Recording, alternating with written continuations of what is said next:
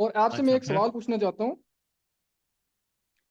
Homo sapiens اور نیٹاڈولز، ٹھیک ہے، وہ ایک ہی ٹائم پہ ایگزسٹ کرتے تھے، سائنس جو کہہ رہی ہے. ہاں جی ہاں جی ہلو، ہاں جی ہاں جی بولیں بولیں. ہوموسیپینس اور نیٹاڈولز ایک ہی ٹائم پہ ایگزسٹ کرتے تھے. جو نینڈرٹالز تھے وہ آئس ایج میں بھی سروائیو کر پائے. بڑا ڈیفیکلٹ ٹائم تھا آئس ایج کا، اور وہ آئس ایج میں بھی سروائیو کر پائے. لیکن آئس ایج کے بعد جب انہوں کی ایگزسٹنس ختم کیسے ہوئی؟ اور کافی ایسے ہمارے ایپس میں آتے ہیں، جیسے کون سے ہو گئے، ہومو ہیبلس اور ایریکٹس، پتہ نہیں کون سے ہیں، وہ بھی آپس میں ایک ٹائم پہ ایگزسٹ کرتے تھے. ان کی لڑائیاں بھی ہوتی تھی. تو جو سائنس کہہ رہی ہے، تو وہ ایک ہی ٹائم پہ ایگزسٹ کرتے تھے. اور ناؤ آج کے ٹائم پہ کوئی ایسی دوسری ورائٹی نہیں ہے انسان میں، وہ ختم کیسے ہو گئی؟ یا تو ہونی چاہیے تھی. اچھا تو آپ یعنی یہ مان رہے ہیں کہ ہوموسیپینس کیسے بچ گئے؟ آپ یہ مانتے ہیں کہ نینڈرٹال تھے؟ اب سائنس جو کہہ رہی ہے، میں آپ کو سائنس کی باتیں بتا رہا ہوں. نہیں تو یعنی آپ یہ مانتے ہیں یا نہیں مانتے؟ ویسے یہ مانتا ہوں اتنا تو مجھے بتا بتا دیں. دینا. جی ہاں، جی ہاں آپ مانتا ہوں. مانتے ہیں کہ نینڈرٹال تھے، جی جی جی جی جی آپ بتا دیں. اور آپ یہ بھی مانتے ہیں کہ ہومو ایکٹس بھی تھا؟ ہاں نا، آپ بتائیں نا. نہیں، پراپر انسان کون سا تھا آپ ان میں سے بتا دینا. نینڈرٹالز پراپر انسان کی شیپ میں تھے یا ہوموسیپینس؟ نہیں، آج کے انسان جو جو ہومو ہماری سیپینس ہے ہماری وہ آج کی پراپر انسانیت کی. امپراپر کی تو بات نہیں ہے نا. پراپر امپراپر کی تو بات نہیں ہے. ہر سپیشیز پراپر ہوتا ہے. بندر بھی پراپر بندر ہوتا ہے. نینڈرٹال بھی پراپر نینڈرٹال تھا، اور ہوموسیپین پراپر ہوموسیپین ہے. پراپر اور امپراپر کی تو بات ہی نہیں ہے نا. کس کو آپ امپراپر کہیں گے اور کیوں کہیں گے؟ اس کی وجہ مجھے بتا دیں تو میں آپ کو بتا دیتا ہوں کہ کون دونوں میں سے پراپر انسان ہے.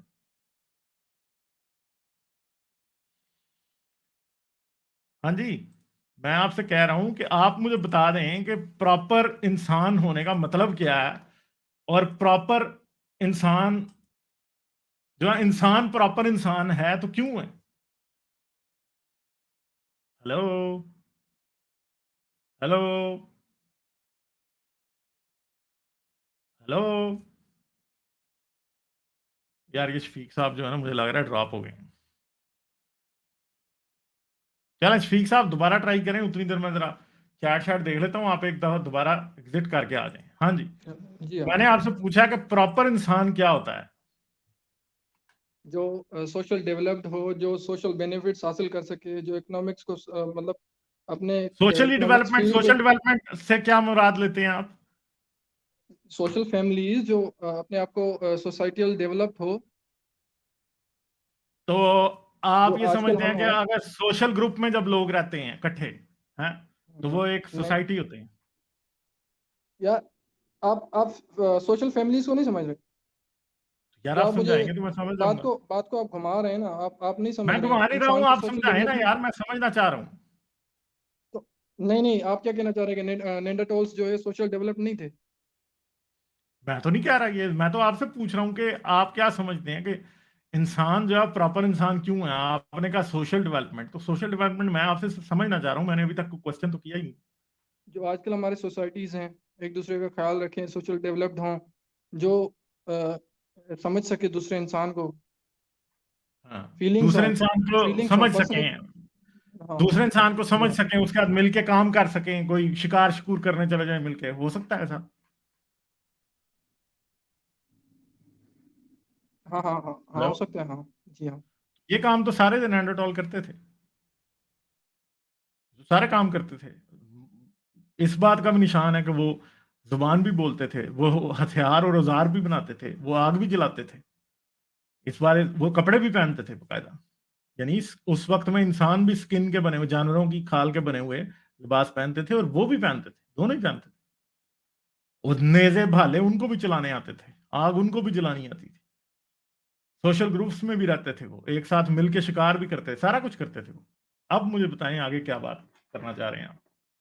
تو میں یہ بول رہا تھا کہ نینڈرٹالز اور ہوموسیپینس دونوں ایک ہی ٹائم پہ ایگزسٹ جو سائنس کے لیے کہ ایگزسٹ رہے ہیں، اور وہ آپس میں انٹر کورس بھی کرتے رہے ہیں. اور ہوں تو میرا یہ سوال یہ تھا کہ دونوں ایک ہی ٹائم ایگزسٹ کر رہے تھے اور ان کی مینٹالٹی بھی دونوں کی سیم تھی, ایک دوسرے سے لڑتے بھی رہے ہیں, نینڈرٹالس بولتے بھی تھے, اور پرفیکٹ جو پرفیکشن تھی ان کی مطلب کہ ہنٹنگ وغیرہ میں اور ہر چیز میں, جو آئس ایج سے بھی بچ پائے. پھر سرٹن ان پہ کیا ایسی مصیبت پڑ گئی کہ وہ ختم ہو گئے؟ ہیومن بینگ سے ہوموسیپین سے کمپٹیشن پہلی بات. دوسرا وہ آئس ایج میں رہنے کے لیے جو ہے نا وہ کیا ہوئے تھے, ایوالو ہوئے تھے. کل میری ایک ویڈیو آ رہی ہے ایکسٹنکشن پہ, ٹھیک ہے, سائنس کہانی پہ, اور اس کے اندر میں نے پورے طریقے سے بتایا کہ نیانڈرٹالز اور ان کے ساتھ اور بہت سارے جاندار جو تھے وہ آئس ایج کے وقت ایکسٹنکٹ ہو گئے تھے. ٹھیک ہے, صرف نہیں تو آپ نیانڈرٹالز کا ہی سن تو لینا میرے یار بات. جی جی جی نیانڈرٹالز جو تھے, نیانڈرٹالز اکیلے آئس ایج کے ختم ہونے سے ایکسٹنکٹ نہیں ہوئے. میمت ہاتھی ہو گئے, وولی میمت ہو گئے, ٹھیک ہے, وہ تو ہنٹنگ وولی کی وجہ سے رائنوز ہو گئے. ختم ہوئے تھے نا. نہیں وہ ہنٹنگ کی وجہ سے نہیں ختم ہوئے, وہ آئس ایج کے ختم ہونے کی وجہ سے ختم ہوئے.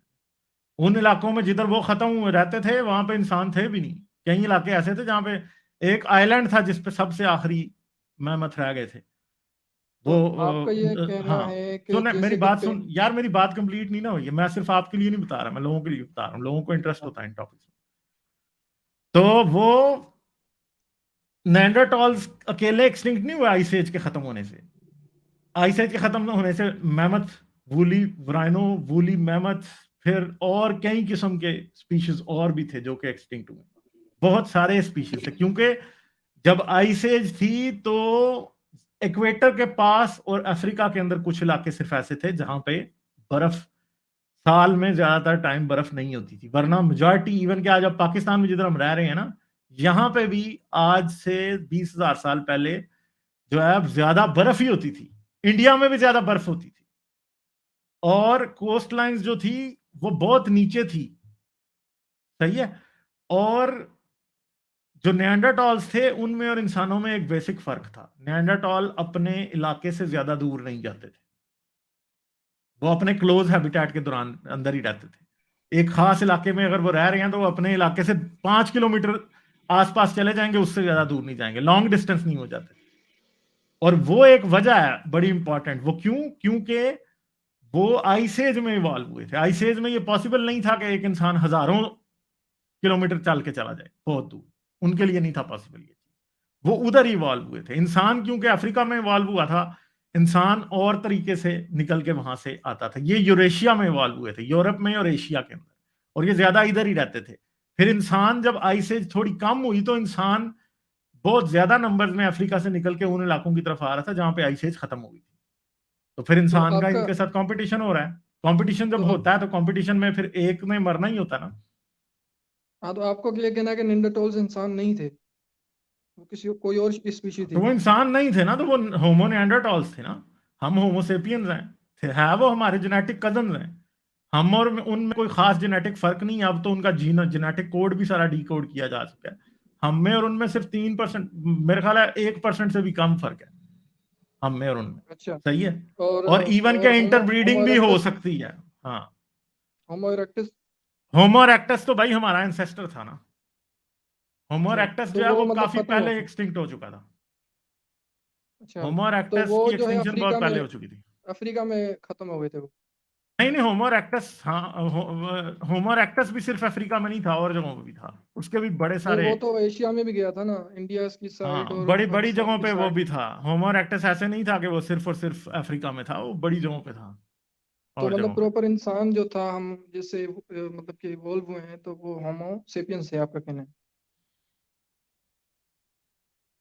یار تو دیکھو ایک پراپر اچھا ایک اور انسان, سوال ہے. میں نے آپ کو پہلے کہا تھا, آپ پھر وہ پچھلی بار بھی آپ نے شروع کر دیا تھا وہ جی ریورس ایوولوشن آپ ثابت کرنا چاہ رہے ہو قرآن سے. وہ نہیں ثابت ہوگا بھائی آپ سے. آپ نے نیانڈرٹال سے کبھی بھی قرآن کو سچا ثابت نہیں نہیں کر نہیں سکتے. نہیں, میں بس ایک پوچھ رہا تھا سوال آپ کے مطلب کہ مائنڈ سے کہ کیا ہو سکتا ہے اگر ایسا ہو. تو میں یہ نہیں ثابت کر رہا تھا کہ یہ ہوا ہے یا نہیں ہوا, میں اس پہ بحث نہیں کر رہا, میں بس آپ کی بس چیک کر رہا تھا. اور ایک میرا یہ سوال ہے کہ اسپریچولی آپ کیا کہتے ہیں کہ اسپریچول کیا ہے, اسپریچول بلیف کیا ہے. جیسے کہ کچھ افریقنز ایسے ہیں, مطلب کہ ٹرائبس ایسے ہیں جو مطلب کہ کسی مذہب سے وابستہ نہیں رکھتے, کسی ٹیکنالوجی سے وابستہ نہیں رکھتے, لیکن وہ اسپرچول پہ بلیو کرتے ہیں. اچھا, تو اس سے کیا, اس کا کیا ہے؟ تو انسان کا اور اسپرچول لنک کیا ہے؟ اگر ہم اینیملس ہیں تو اینیملس کی طرح رہنا چاہیے. مطلب کہ اگر آپ کہہ رہے ہیں کہ ہم اینیمل سے ایوولو ہوئے ہیں, تو ہمارے اسپرچول کنیکشن کہاں سے ہیں؟ تو یار اسپرچول کنیکشن جو ہے وہ سپرسٹیشن ہے انسان کے اندر, بس اتنی سی بات ہے. اور کیا اس کو میں کہوں؟ سپرسٹیشن ہے نا, وہم, توہم پرستی اس کو آپ کہتے ہیں عام طور پہ. وہی بات ہے یہ, اور کیا ہے. توہم پرستی کا لفظ آپ نے کبھی سنا نہیں ہے اردو میں؟ نہیں, آپ توہم ایکسپلین پرستی کر ہے. دیں. تو توہم پرستی وہی ہوتا ہے نا کہ انسان کو وہم ہوتے ہیں مختلف قسم کے. ٹھیک ہے, اچھا, تو وہم سب کو ہوئے ہیں. ہاں تو ظاہری بات ہے, جن کے ماں باپ کو وہم ہوتے ہیں ان کے بلینس بچوں کو بھی آف وہم ہوتے ہیں. مائیں جن کو یہ لگتا ہے کہ ہم پہ جن آ جاتے ہیں, ان کی بیٹیوں کو بھی, بچوں کو بھی کل کوئی سی چیز میں یقین ہوتا ہے تو وہ بھی سمجھنے لگ جاتے ہیں کہ ہم پہ جن آ گیا. اچھا, تو مطلب کہ سائیکولوجیکل ایسا مسئلے کوئی ہیں نا. بلیو ہومو سیپینس اور ان میں نہیں آیا تھا کہ مطلب کہ جو نیانڈرٹھالز تھے ان پہ کچھ نہیں تھا, مطلب کہ اسپرچولی بلیو یا ہو یا نیانڈرٹالز میں ریلیجن کا کوئی سائن نہیں ملتا, اور آج سے 50,000 سال پہلے رہنے والے 38,000 سال پرانی سب سے پرانی کیو پینٹنگ ہے, اس میں مذہب کا کوئی نشان نہیں ملتا, کوئی خدا کا نشان نہیں ملتا. نہیں, میں خداؤں خدا کے کے نشان مذہب کی ہمیں بات نہیں تقریباً کر رہا, 10 میں سال اسپرچول بلیف کی بات کر رہا ہوں. ہاں آپ تو مہربانی مدد کریں. اسپرچول بلیف کیسے دیکھے جاتے ہیں؟ کسی اسپرچول بھی بلیف اسپرچول جو انسان, سپر نیچرل تھنگس ہوں اس پہ بلیو ہو. اگر ہم نے آج سے 40,000 سال پہلے جو زندہ انسان تھے ان میں اسپرچول بلیف دیکھنا ہے, تو ہم دیکھیں گے کہ انہوں نے آرٹ کیا بنائی, اور ہمیں ان کی آرٹ ہمارے پاس موجود ہے. کیو پینٹنگز ہیں بڑی بڑی پرانی, صحیح ہے. ان کیو پینٹنگز کے اندر ہمیں جانور اور جانوروں کے شکار تو نظر آتے ہیں, مگر کوئی بھگوان, کوئی خدا کی چھوی کہیں بھی نظر نہیں آتی. ٹھیک ہے, تو ہاں, تو ہمیں یہ پتہ سڈن لگتا ہے. میرا یہ سوال تھا کہ سڈن انسان کے دماغ پہ یہ اسپرچول بلیف کہاں سے آیا؟ یہ تو سڈن آیا کیونکہ ہوگا جب نا. ایگریکلچرل دور آیا تو لوگوں کو ایک دوسرے کو کنٹرول کرنے کی ضرورت پڑی. پہلے جب ہنٹر گیدرر کا ٹائم تھا تو لوگ اکٹھے نہیں تھے رہتے گروپس کی شکل میں. گروپس جو تھے وہ 100 سے کم کئی ہوتے تھے, 100 سے کم نہیں, لوگوں کا کافی ایک ایسی گروپ ہوتا تھا. کیوز ہیں افریقہ میں جہاں پہ جب ہومو سیپینس جب آئس ایج سے بچ رہے تھے تو ہزاروں کی تعداد میں وہ کیو میں بس رہے تھے. پہلی تو بات یہ کہ نیانڈرٹال آئس سے بچ نہیں رہے تھے, مگر میں نیانڈرٹالز نہیں, آپ ہومو سیپینس کی بات کر رہا ہوں. ہومو سیپینز بھی اس حساب کی بات جو آپ کر رہے ہیں وہ بالکل ایک عجیب سی بات ہے. بھائی میں آپ سے یہ بات کر رہا ہوں کہ 100 کے گروپس ہوتے تھے, 100 سے کم کا گروپ ہوتا تھا ہنٹر گیدرر کے وقت میں, کیونکہ اس ٹائم ایگریکلچر نہیں تھا, لوگ اکٹھے نہیں رہ سکتے تھے. کیونکہ ان کے اکٹھے رہنے سے, کیونکہ وہ ٹوٹلی جس علاقے میں رہ رہے ہوتے تھے اس کی نیچرل ریسورسز پہ ڈیپینڈ کرتے تھے.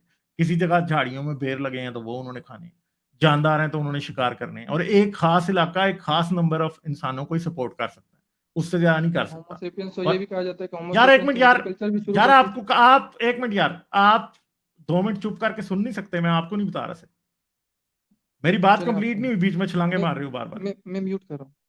ہاں, تو بات یہ ہے کہ بھائی آپ جو ہمارے پاس ایویڈنس ہے کہ کتنے بڑے گروپس ہوتے تھے نیانڈرٹالز اور ہومو سیپینز, تو ہمیں یہ پتا کہ 100 سے کم ہی ہوتے تھے.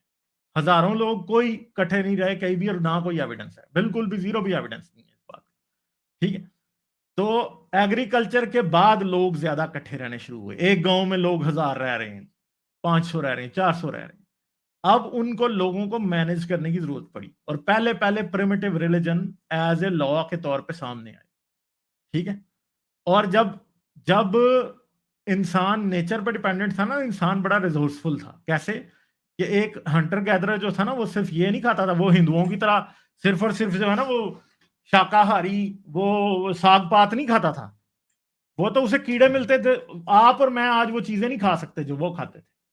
انہیں تو بھائی کہ کیڑے ملتے تھے تو وہ بھی وہ کھا لیتے تھے, چھپکلی ملی تو وہ بھی کھا لی انہوں نے. ان کو جو کچھ بھی ملتا تھا نا, جاندار, کبوتر ملے گا تو وہ بھی کھا لیں گے, چڑیا ملے گی تو وہ بھی کھا لیں گے, انہیں کو کیڑے ملیں گے تو وہ کھا لیں گے, ڈریگن فلائز آ گئے تو انہوں نے وہ بھی کھا لینے ہیں.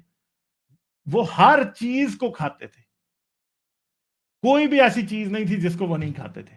ہر قسم کا فروٹ وہ کھاتے تھے, ہر قسم کا جانور وہ کھاتے تھے.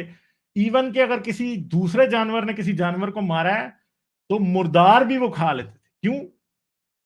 کیونکہ بھائی فرض کرو شیر نے ایک جانور گرا لی, گائے, اور ادھر سے انسان آ گئے، تو سب سے زیادہ دوسرے جانداروں سے جو شکار چھینتا تھا وہ انسان ہوتا تھا، ٹھیک ہے جی، وہ شکار چھین لیتا. تو وہ اب یہ بات ہے کہ جو ہنٹر گیدرر ٹائم کے لوگ تھے وہ بڑے ریسورسفل تھے، ان کے پاس وہ خدا میں یقین رکھنے سے زیادہ اپنی قابلیت میں یقین رکھتے تھے. مگر جب انسان ایگریکلچرل دور میں آیا تو اب انسان بیٹھا بارش کا انتظار کر رہا ہے، ربا بارش کر دے، ٹھیک ہے.